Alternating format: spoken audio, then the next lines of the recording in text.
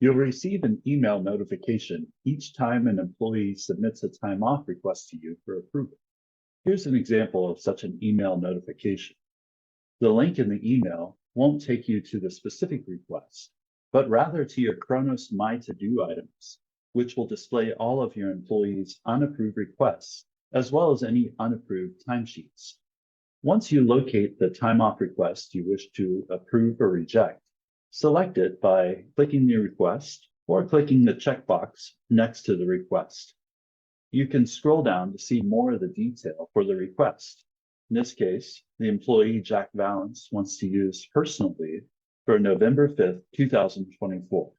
If you want to see the employee's timesheet for that day, you can click Open Timesheet, and then scroll down to the particular day that's requested. And here you can see that Jack Valance does not have a time record for that day. So I click the back arrow to go back, and then I click Approve. I click Approve again, and now his timesheet is updated with that time off record. You can also access all outstanding time off requests by going to the Manager Self-Service area and then scrolling down the page to All Open Time Off Requests for Approval. Click the words All Open to open this report. Only by opening the report will you see the Approve and Reject buttons. The advantage of this report is you can approve or reject multiple requests simultaneously. You can do that by checking multiple boxes and then clicking Approve or Reject. In this case, I see that there are 3 different time off requests for Ashton for 3 different days. I check his timesheet by clicking the little timesheet icon, and I see that there are indeed 3 days that have missed day flags and no time records. I click the back arrow to go back to the All Open report. I select the checkbox next to each of those records, and then I click Approve.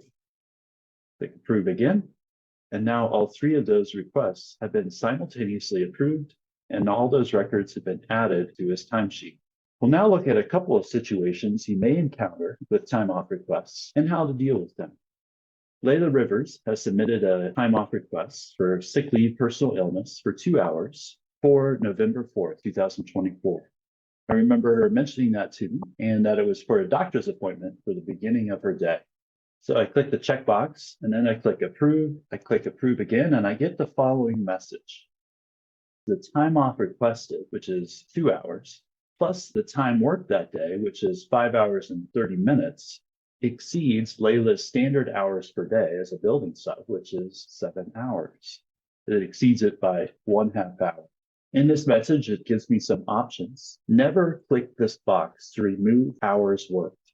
In this case, click Cancel.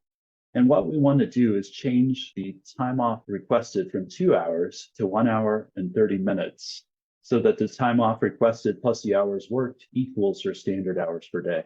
And to do this, I click the airplane icon, and here under total hours, I click that and enter, in this case, 1 hour, 30 minutes. Click Modify Request. And now I go ahead and click the checkbox next to a record and then click Approve. A message pops up which looks to be the same message as earlier. However, there's a big difference. This message doesn't say exceed in reference to the employee's standard hours per day, so the time off request can be approved. And so I click Approve Time Off Request and then Submit. In the final example, we see that Lorna Sharp has requested 8 hours of vacation for 10/30/2024. I click the checkbox and then click Approve again. It notes that there are 8 regular hours listed for her for 10/30/24. So I click Cancel, and then I open her timesheet. And I see that indeed she did work 8 hours that day. So I click the back arrow, and apparently she planned to take vacation, but then decided to work. So I select the time off request by clicking the checkbox. I click Reject. I note worked that day, and then click Reject again.